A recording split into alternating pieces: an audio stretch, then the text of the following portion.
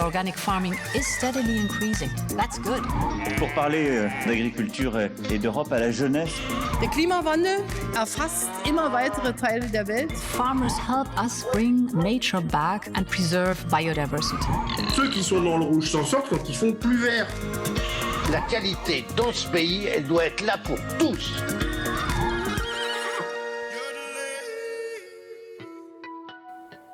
Welcome to the 39th episode of Food for Europe. This episode is a summary of the live show we made during the recent Green Week in Berlin, and you can listen to that on our Facebook page. The topic was research and innovation. I wanted to know from my guests the extent to which innovation, digitalisation and precision agriculture are driving sustainable farming in Europe today. My guests in Berlin were Michael Niejahr, Deputy Director General of the European Commission's Directorate General for Agriculture and Rural Development, Piju Niemeyer, farmer and young farmers activist, Jan Plagge, President of Bioland and the EU Organic Sector Association IFOAM, and Jörg Migender, Managing Director of the German Raiffeisen Association. My first question was to Michael Niejahr. How important is innovation and thus digitalisation and precision agriculture for the European Commission? I wanted to know, where have we got to so far? I don't think the importance of innovation and digitalization in the current situation can be overestimated. So you asked where we are. What I'm going to say may be a bit contradictory. On the one hand, we are already well down that road because the economy, public authorities and farmers themselves are increasingly influenced by digitalization. But at the same time, we are only at the beginning because we're only getting started on the possibilities presented by data processing and artificial intelligence. Of course, this will gradually become more relevant and useful in this area. And I think that's the crucial point. There are many projects ongoing, not necessarily conducted through the Common Agricultural Policy, but within the framework of the EU's research programme. But the crucial point and the challenge, if I can put it that way, is to put the knowledge we have at the disposal of farmers, to help them adapt to it and to deploy it to guide their choices for their farm.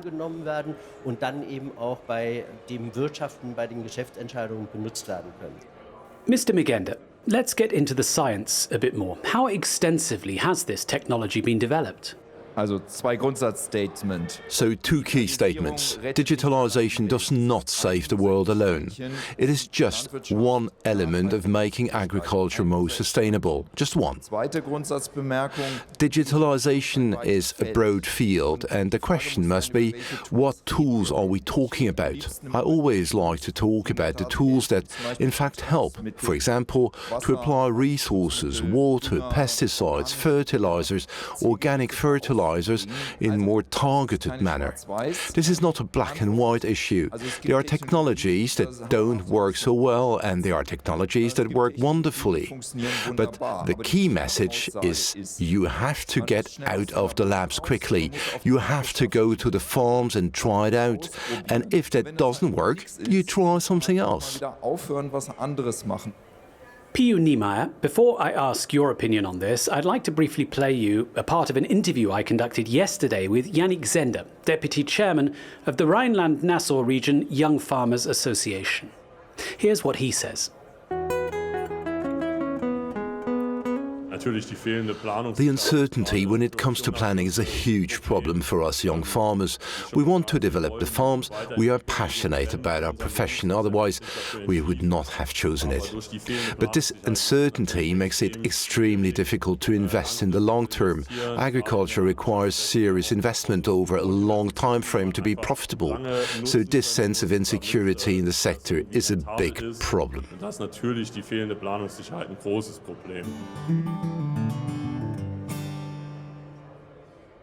So, Piju Niemeyer, what's your opinion on this? Do you agree? The inability to plan with certainty is indeed the biggest problem for us young farmers. We don't have huge sums to invest, and we don't see the financial returns we need from our work.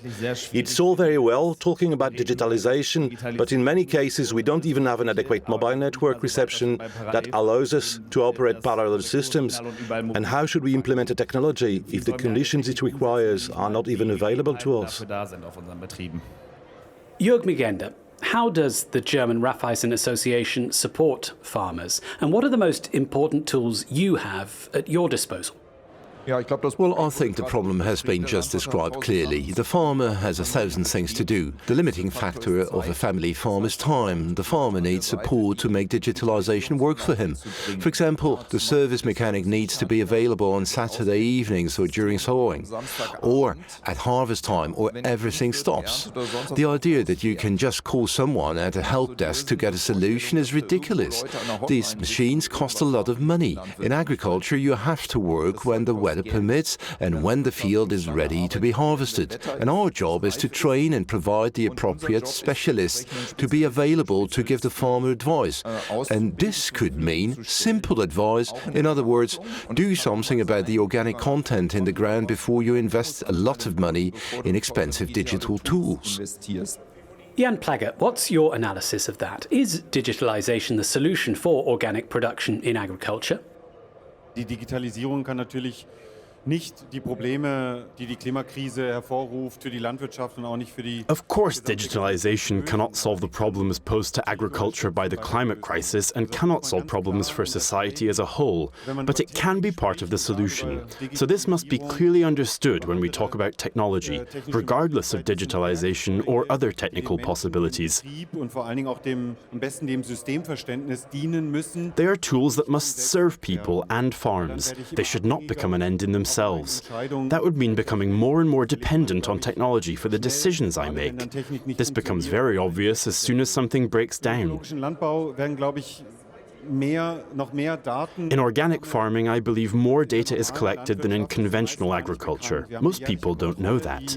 We have a yearly data audit which collects an incredible amount of data, and this represents an incredible amount of paperwork. Und zum Teil auch noch bis heute sind das endlose Papierbögen.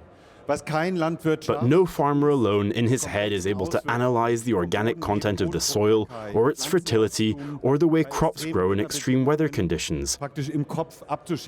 Maybe some have good intuition, but this can be strengthened by data analysis. It's just that the farmer doesn't have the time or the enthusiasm for entering all this data into a computer in the office, and that's exactly what digitalization can support. Und genau das ist eigentlich das, wo Digitalisierung unterstützen kann. Back in December, Agri-Food Days took place in Brussels, where the Commissioner for Agriculture, Janusz Wojciechowski, mentioned that 850 farms closed down every day in Europe. Will digitalization not accelerate this trend? And isn't there a danger that digitalization will promote agriculture on a large scale and perhaps speed up the end of human-sized farms? Before we all discuss this, I asked this very question to Janusz Wojciechowski himself, and here's his opinion on it. Now, this is a very important issue that digitalization, the new technologies like satellite technologies, precision farming, this is expensive technology, and we can observe that the big, large farms are able to use this technology, small farms generally not. And this is the challenge for the future common agricultural policy, to strengthen farm support for the small farms should be strengthened and taking into account to facilitate them to use new technologies.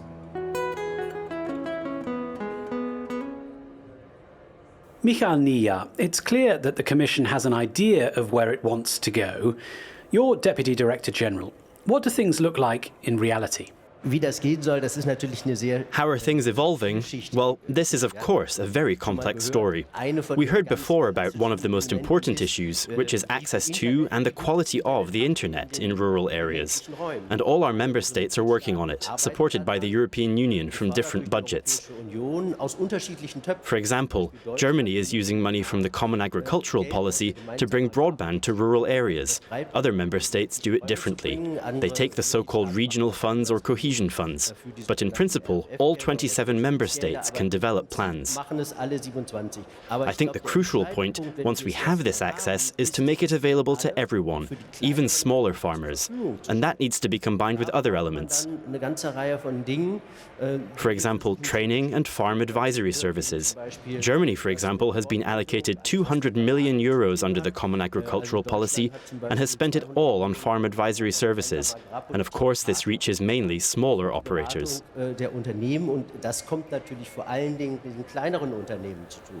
P.U. Niemeyer, let's consider the investments that farms need to make. We can see slurry spraying systems being demonstrated just over there. They cost 400,000 euros each. I mean, that's not realistic, is it? Especially for small farms. Yes, so we're definitely on top of the issue. The big companies can handle this more easily. I have a family farm. Investing in new technology is a huge step for us, so I support what was mentioned a bit ago, the importance of know-how. We need to promote that a bit more. I left education 6 years ago and started farming. We hadn't learned about digitalization, so our profession increasingly means embracing digital solutions. And now we have to get a move on and provide those tools to the next generation of farmers.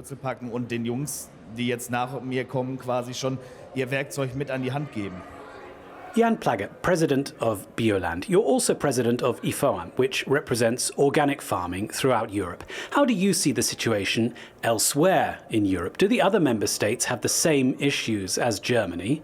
Wir haben Länder, da sind auch unsere ökologisch wirtschaftenden Mitgliedsbetriebe. In some other countries, and I have to be very clear about this, they're much more advanced than we are in Germany. Germany has a huge innovation problem.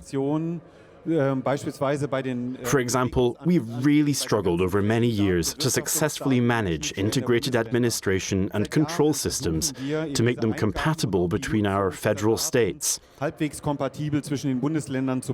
am always envious of member states that have established ways to manage these data usage problems, to make them helpful for local farms. We can learn a lot from this in terms of precision farming and other innovation possibilities. I'm glad we have such diverse systems in Europe.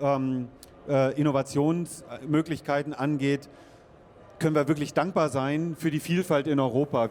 Well, let's look at this topic now from the industry's perspective. A few hours ago, I briefly talked to Vanya Kobek, product manager for technology for a major agricultural equipment manufacturer, about digitalization.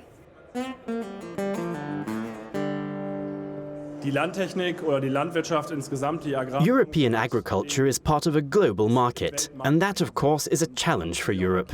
So I think there's no way forward without agricultural subsidies. This is an important element of EU policy. However, I believe that subsidies need to be designed differently. We should support people to work efficiently so that the farmers who buy my equipment can also use it efficiently. We should focus our resources and not just spray money around. Eben nach vorne bringen, diese eben wirklich fördern und nicht mit der breiten Gießkanne arbeiten. P.U. Niemeyer and then Mr. Nia, focusing our resources and not just spraying money around. It's not going to be popular with everyone, is it? I like the analogy of the watering can, of spraying money around. We need to focus more on promoting small farms so they can also participate in this innovation. Large farms are being subsidized on the basis of size, so the more hectares a farm has, the more support it receives. And that's really the big problem that we now have. Und das ist ja wirklich das riesige Problem, vor dem wir tatsächlich stehen. Mr. Nia, your view on that. Does the watering can analogy work for you? Ja, also die Frage, das Gießkannenprinzip und die Direktzahlung in der Union. This question about focusing on one thing or focusing on everything, I think it's as old as the system of direct payments itself. But the reality for many farmers is that direct payments are only a small part of overall income. At the European level, it's an average of 23%, so that's one point. The other question is, what should we subsidize to make ourselves more efficient? It's true that the bulk of our subsidies continue to be in the form of direct payments. But there is also the second pillar, which in Germany, for example, amounts to 11 to 12 billion euros in the current funding period, out of 35 billion euros. And a good part of that money goes into investments. That means giving concrete financial support to the investments of individual farmers with co-financing.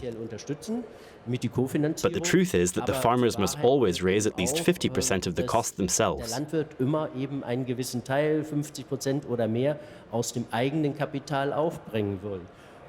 Migenda? In my view, the best way to support innovation is for the state to keep out of the way and let the market emerge. And I say that as a consequence of my extensive practical experience. Another thing we should talk about is what happens to farm data. What is the data protection regime here? What about education for the many farmers who struggle with technology? How are farmers supervised in this respect? You may be surprised by what I'm about to say, but from a business perspective, we are happy about data protection laws. They clearly set the rules of the game and they are not bad. That's the first point. The second point is who works with the farmer and who receives the data. We have experience. Our people have been working with farmers for generations. If we mess around with this data, we will just lose the farmer as a client. P.U. Niemeyer, do you trust the data protection and management regime in farming? In many cases, it's clearly not transparent how your data gets used. You just tick a checkbox and it's gone. But this is really sensitive operating data that we are discussing here. We need to see much more transparency. I simply don't know who's doing what with my data. Mr. Nia, your comment on that? The protection of personal data at European level through the so-called General Data Protection Regulation offers a very high level of protection worldwide, and that, I believe, is also globally recognized. The second big aspect we have here now is, when we talk about digitalization and automation, the question is not only who owns the data, but how is it used? Is it the company that sells the tractor, or is it the farmer, or is it a third party? And here I think we took a very good step, even though I have to say I'm not the great expert. Last summer, the EU adopted a Data Act and a Data Governance Act. They have now entered into force. There is a transitional period, but these laws regulate the rights of the farmer to use this massive database, as well as the obligations of agricultural equipment companies that use it.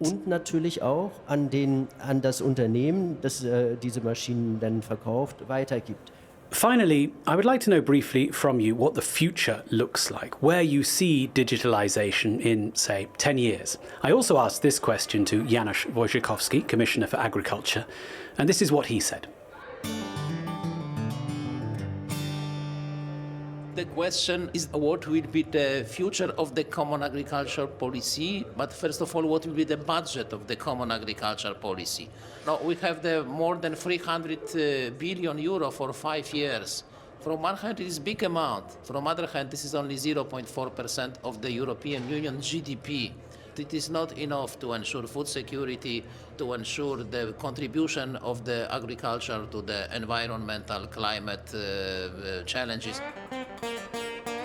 So, Mr. Migenda, how do you see the future? Well, I hope things don't take 10 years to develop. I repeat, we need to be focused and use resources carefully, not to just spray money around. But again, it's just one small piece of the journey towards a more sustainable farming system. There are other elements that may be even more important, but it is an important component. Jan Plagge, environmental issues and climate change must also be part of the picture. Commissioner Wojciechowski says we need more money at European level to confront these challenges. What do you make of that? My vision